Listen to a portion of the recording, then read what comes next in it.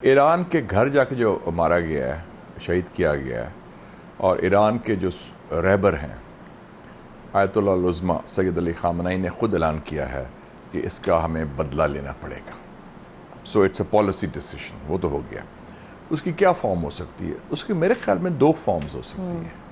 ایک direct Iranian response جو ادھر پہلے ہو چکا ہے، ایک انڈائریکٹ شروع کر سکتے ہیں، کیونکہ ایران کے حلیف ہیں حزب اللہ لبنان میں، حوثیز یمن میں، اور حماس اور اسلامک جہاد تو ہے ہی فلسطین میں. وہ ایک سائٹ سے وہ آغاز ہو سکتا ہے indirectly. That is one possibility. اور دوسرا یہ ہے ایران کا ڈائریکٹلی. لیکن ایک چیز تو واضح ہے کہ یہ جنگ ابھی ختم نہیں ہوگی، جنگ بڑھنے کا امکان ہے، اور یہ وسیع پیمانے پر آگے بھی جا سکتی ہے، کیونکہ نیتن یاہو اور اس کا جو گینگ ہے جو رول کر رہا ہے اس وقت اسرائیل، وہ اپنی سیاسی زندگی اور موت کی لڑائی لڑ رہا ہے. ان کو پتہ ہے کہ وہ فارغ ہے. جس دن جنگ بندی ہوئی وہ فارغ ہیں سارے. اور ویسے بھی میں پڑھ رہا تھا کہ وہ تل ابیب ایئرپورٹ میں لائن لگی ہوئی ہے، لوگ بھاگ رہے ہیں، جو کئی لوگ کہتے تھے بڑا سیکیور ہے اسرائیل، وہ تو بات ختم ہوگی نا. تو اس حوالے سے یہ اب ہے کہ کس حد تک، اور اس کی کنجی اگر تھی یا ہے ابھی بھی واشنگٹن میں ہے، اسرائیل کو لگام لگانے میں. بالکل وہ تو نہیں لگا، یہ الیکشن ایئر میں لگام کیا، وہ تو اور دیں گے ان کو، اور معاملہ بڑھے گا. میرا خیال ہے کہ کچھ دیر بعد آپ دیکھیں گے کتابیں آئیں گی امریکہ میں، وہ کہیں گے کہ کس طرح امریکہ ڈائریکٹلی انوالوڈ تھا اس اٹیک میں.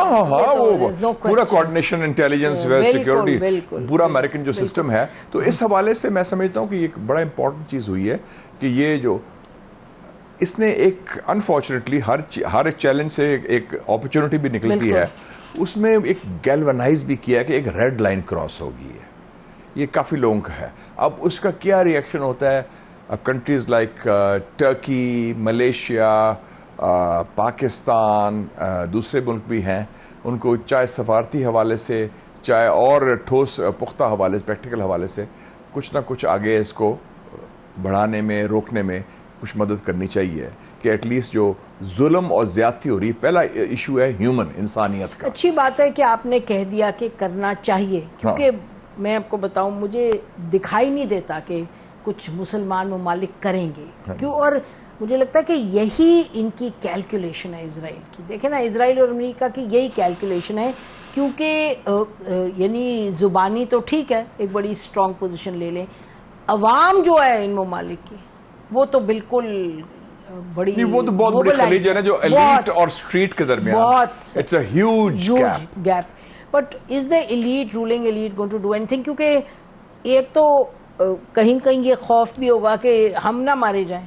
ایران میں چلے گئے تو ہم نہ مارے جائیں. آئی مین اگر ہم اس کو ریئلسٹکلی دیکھیں تو یہ کیا کریں گے مسلمان؟ دنیا کر تو بہت کچھ سکتے ہیں، لیکن اس وقت مجھے لگتا ہے لیڈرشپ اپنے کو بچانے میں فوکس. نہیں، میں نے تو ایک پروپوزل بھی دی تھی چند ماہ پہلے. میں نے کہا تھا کہ مثلا بلاکیڈ ہے سمندر میں، سارا ہیومینیٹیرین سپلائز دی جا رہی ہے، جو سپلائز جاتی ہیں وہ بھی روک لیتے ہیں. مطلب ہے کہ اس میں سے صرف 30% پہنچ رہی ہیں. ہم نے خود جہاز بھیجے 5-6 دفعہ.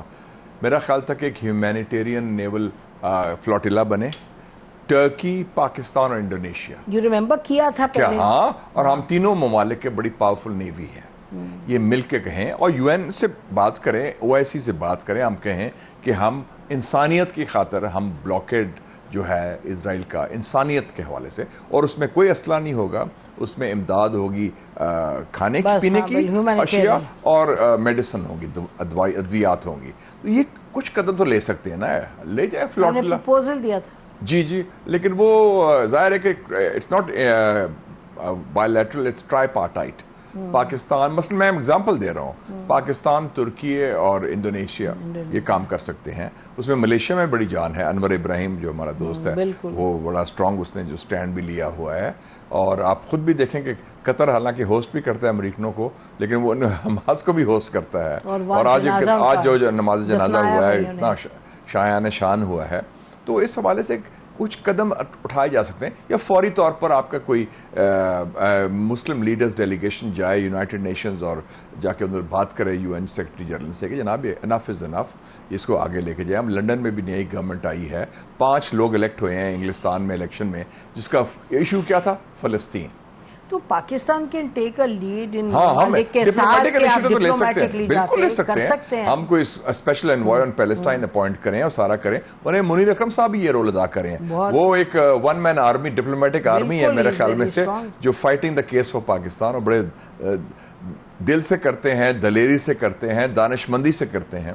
تو ان کو ایک ٹاسک دیا جا سکتا ہے. سو یہ نہیں کہ کوئی آپشن نہیں تو ہم ہاتھ ملتے رہ جائیں, ہمارا یہ نہیں ہے. ہمیں خیال ہے یہ بڑا امپورٹنٹ ہے کہ پرومیننٹ پیپلز یا ریپریزنٹیٹیوز جائیں اور 3-4 ممالک سے موبلائز پبلک.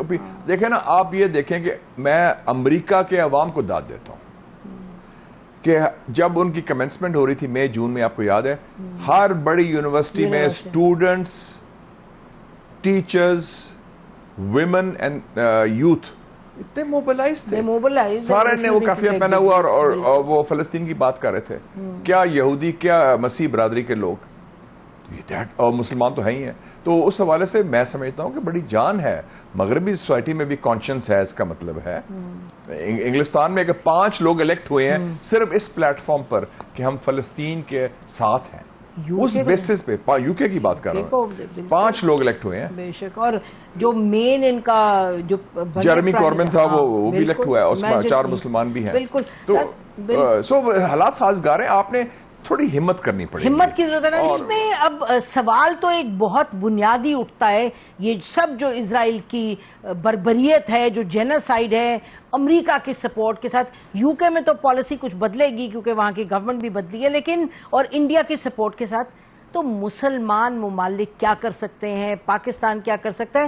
اور یہ آپ کو بتاتے چلیں ناظرین, ایک مغربی سفیر سے ملاقات ہوئی ہماری کچھ مہینے پہلے, تو انہوں نے بتایا, انہوں نے کہا کہ ہمارے ہیڈ کوارٹرز میں جب آتے تھے مسلمان ممالک کے مطلب کہ سینئر آفیشلز وغیرہ, تو وہ ہمیں کہتے تھے, ہم جب کہتے تھے فلسطین پہ کیا ہوگا, یہ جو عرب اسرائیل, وہ کہتے کیا مسئلہ جی, معاملہ تو ختم ہو گیا ہے, آپ اس پہ پریشان نہ ہو. تو اب جو معاملہ جہاں آج کھڑے ہیں, تو کہیں خدا نہ خواستہ کچھ ایسے تو نہیں لوگ کہہ رہے مسلمان دنیا میں جو حکمران ہیں کہ جی اب اسرائیل کی تو اتنی دور تک اس کی پہنچ ہے کہ اب ٹھیک ہے, اب اسی پر چلتے ہیں.